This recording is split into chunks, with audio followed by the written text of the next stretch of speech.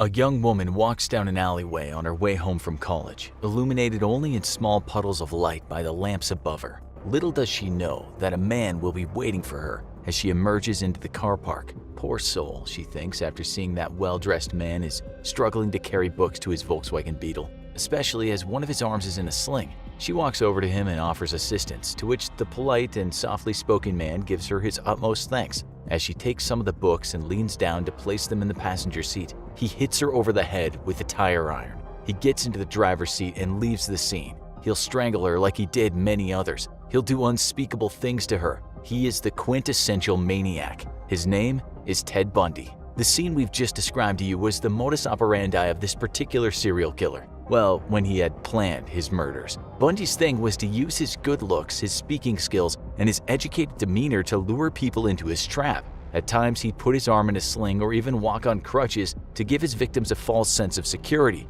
How harmful could a man be on crutches, one dressed in a suit driving a cute car? This is why he was so hard to catch. He just didn't fit the profile of a serial killer, one who did absolutely disgusting things to people at the moment they died and after they died. He probably should have been caught much earlier than he was. After all, when young women went out and never came back, on a few occasions witnesses came forward and said they had seen a man lurking around, a man with one arm in a sling, a man that drove a VW Bug.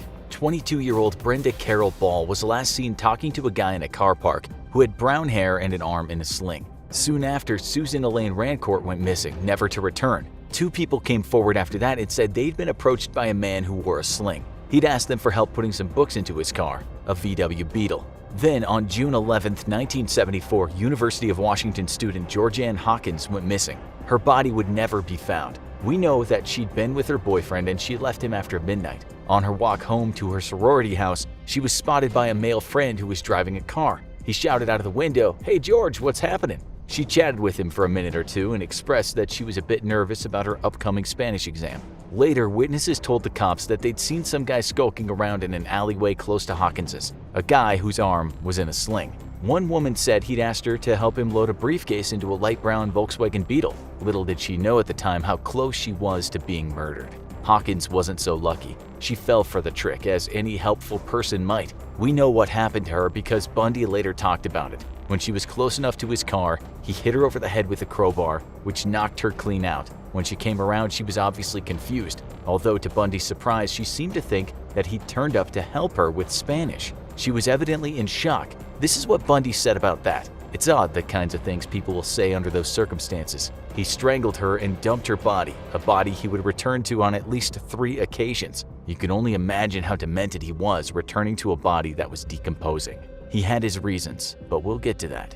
Bundy was brazen, there's no doubt about it. He didn't ever think he'd be caught. He thought he was too intelligent for the police. After all, he'd worked in politics. He worked as an assistant director of the Seattle Crime Prevention Advisory Committee, where he wrote a paper on rape prevention. He did a stint at the Department of Emergency Services, where he talked about missing women and how to find them. And that's likely why Bundy didn't have any qualms about returning to the alleyway from where he'd picked up Hawkins. The day after the abduction, he was there at the same time as the police, hiding in plain sight as he picked up one of the girl's shoes and her necklace. If he wasn't picking up girls in a car park or close by one, he was sneaking into basements while they slept and then bludgeoning the victim with some kind of iron bar. Bundy was like the boogeyman, a serial killer that crawled through windows and viciously attacked people while they were at their most vulnerable. But he was also a con artist. He played confidence tricks and he was very good at it. Investigators knew that when girls went missing, at times a man was seen with an arm in a sling, a man that owned a VW Beetle. Surely Bundy was easy prey after that. How many VW Beetles were there in those areas when the abduction happened? Areas dotted around the Pacific Northwest. The reality was Bundy's reign of terror was only in the early stages. The public and police were worried, that's for sure. Young folks stopped hitching rides and many became fearful of talking to strangers or leaving their windows open at night. Those with most to fear were young white women. Bundy's victims were almost always in their late teens or early 20s. They were Caucasian, and most of them were attractive. They studied at university and were said to be intelligent and gifted students. Another thing was the fact that each girl disappeared at a college where construction work was going on. Could the disappearances be linked? Wondered investigators. They just didn't know. They had very little forensic evidence to work with, and there were no bodies. That didn't mean the cops thought the girls had just taken off someplace. Nothing about their personalities and state of mind suggested that. Only weeks after Hawkins went missing, 2 women were abducted in broad daylight at Lake Sammamish State Park, not far from the city of Seattle. Bundy had first approached 5 women in the park, and in what they later described as a Canadian or British accent, the man introduced himself as Ted. Ted, dressed in a pressed white tennis outfit with one arm in a sling, politely asked them if they could help him unload a sailboat from his bronze-colored Volkswagen Beetle. 4 of them said no, but one followed him to his car. Thankfully, she ran away when she became aware that there was no sailboat. That day, Bundy managed to enlist 1 woman for help, and he later abducted another close to a restroom. Both would die. Did he kill one in front of the other? He once said that that was true, but close to his execution date, he recanted that terribly bleak detail. This is not a story about his crimes, though. What we want to know is how the hell did the police not get closer to Bundy, seeing as he was using the same car and the same sling trick, and so the same modus operandi? He even told the girls that escaped that he was named Ted. What more did the cops need? A written confession?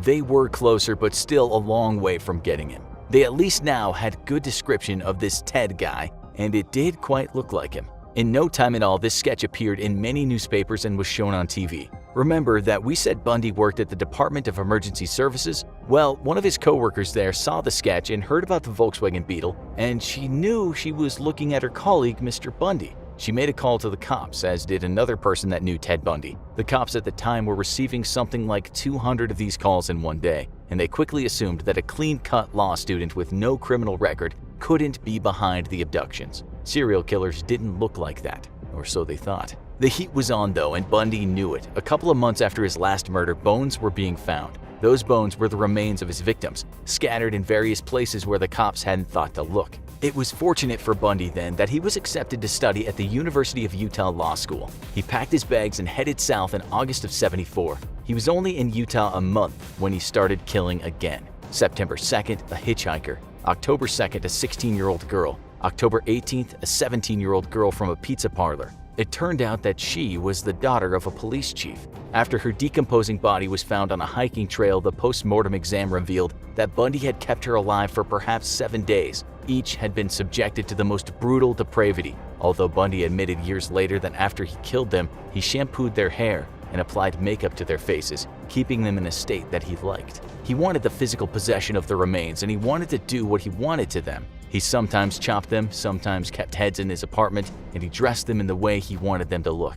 And then he took a photograph. When you work hard to do something right, he once said, you don't want to forget it. More abductions happened, more murders, as well as attempted abductions. The disappearances were reported in the media, and after reading about them, a woman named Elizabeth Klepfer, who dated Bundy back when he was in Washington, put 2 and 2 together. She not only called the King County cops and told them that she thought she had been dating the killer, but she also told the Salt Lake County Sheriff's Office and said the same. She was still talking to Bundy at this point on the telephone, but she didn't say anything about her calls. For her, the sketch looked like Ted Bundy. The car was Bundy's, and so the murders following him around were just too much of a coincidence. Bundy started then killing in Colorado. Things didn't change much. Death by blunt force trauma, sometimes strangulation, bodies dumped, mutilated, sometimes wearing clothes that weren't theirs. 1975 drew to an end and there were more victims, some whose bodies have never been found. 76 turned out to be another bloody year, so how come Washington cops weren't at the very least looking at Bundy? They only did that after they discovered a new toy, a computer and a database. They found that they could input data about the murders and the computer would compare that data to data already in the system. Thousands of names were in that database, but only 26 names matched the crimes. Bundy's was one of them. The problem was connecting the Utah and Colorado murders to the Pacific Northwest murders. At the time, there were no large databases containing all the state's police departments. The fact of the matter was, while the cops should have known better after the tip-offs, because Bundy moved around, he managed to evade capture. But then, he was pulled over by a cop in a Salt Lake City suburb after he'd been driving around looking suspicious. On searching Bundy's car, the cop found quite the collection of suspicious items: a ski mask, trash bags, handcuffs, a crowbar, lengths of rope, and an ice pick. All that was pretty much the consummate serial killer's stash. It didn't take long for the cops to understand that they might have a maniac on their hands, and they had the phone call from Bundy's lover in their records, and they had his car description from one of the abductions. Still, after searching his house, the police didn't have enough to keep him. One thing they didn't find that day was a bunch of photographs of his dead victims. Things would have been very different had they discovered those awful snaps. Bundy was on the loose again, but he was being monitored all day long. Some of the cops flew to Seattle to speak to Bundy's lover. She told him that some things just didn't add up, such as why did he keep crutches in his house? And what about that plaster of Paris? Not to mention the surgical gloves, big knives, meat cleaver, and a bag full of women's clothes. Bundy was certainly in a fix now, but he was by no means done. He sold his beloved Beetle, but that was soon sequestered by investigators who gave the interior a good going over. What they found were strands of hair from females, and those females were very likely victims of murder. Police brought Bundy in and put him in a lineup, but they only had enough evidence to possibly put him on trial for aggravated kidnapping and attempted criminal assault. His parents paid his $15,000 bail and off he went, once again, a free man, but under heavy round-the-clock surveillance. He actually lived with his lover again while he was on bail, which should have been a very strange time for her. At this point, the lead investigators from Utah, Washington, and Colorado all finally got together and shared their stories and what evidence they had. They were pretty darn sure that they had a serial killer on their hands, and an utterly depraved one at that. Before they could get him for murder, though, he faced trial for kidnapping and assault. He was found guilty and sentenced to 1 to 15 years in the Utah State Prison. While in there, he was charged with just one of the murders. Bundy was a desperate man around this time, likely knowing that his crimes or most of them would catch up with him and he'd be looking at the death penalty. He chose to defend himself, and because of that, he didn't have to wear handcuffs or leg shackles in court. On one of those court appearances, he managed to convince the court he needed the library and he leapt from a window. He actually survived for 6 days around the wilderness of the Aspen Mountains, but was eventually picked up by the cops. The case against him for that one murder was actually quite weak, but it seemed that Bundy believed they would get him. If he was done for that case, more cases might follow. Over a period of 6 months, he got his hands on a floor plan of the jail. He saved money after getting it smuggled in by visitors, and he also got himself a hacksaw. On December 30th, 1977, Bundy filled his bed with books, so it might look like he was sleeping. He then got through the ceiling and into an apartment. There, he changed into civilian clothes and then he walked out of the jail. He went from Chicago to Atlanta to Florida in stolen cars, only stopping to steal certain items or wallets from people. On January 15, 1978, he walked around at night in Florida State University. In the early hours of the morning, he assaulted, bludgeoned, strangled, and bit 3 sleeping women in 3 different rooms, all within about 15 minutes. 2 of them survived but were very badly injured. He left the sorority house and went to an apartment building where he viciously attacked another girl, fracturing her skull and jaw. There, he left behind one of his favorite things, his pantyhose mask. Police also found sperm and hair samples. Bundy later drove to Jacksonville where he abducted and killed a 12-year-old girl. A few days later, he was stopped by a police officer. During questioning, he kicked the man's legs and ran for it. The cop fired warning shots, but Bundy kept running. He was too slow, he was tackled, and in spite of his best efforts, he couldn't get the gun from the cop. Bundy was done for, sat in a car, handcuffed, on his way to certain death. Still, this Florida policeman didn't know who he had in the car. He was not aware that he was carrying one of the USA's most wanted fugitives. He certainly had no idea that the occupant of his vehicle would become known as one of the worst, most vile serial killers of all time. A demon whose warped brutality knew no bounds. And do you know what Bundy said to the cop while he was in the car? He said, "I wish you had killed me." Eventually, he confessed to 30 murders, but there could have been many more. On January 24, 1989, age 42, Bundy took his final breaths in the electric chair. His last words were, "I'd like you to give my love to my family and friends." Now, you need to watch this. Who are the most evil serial killers in America? Or watch this.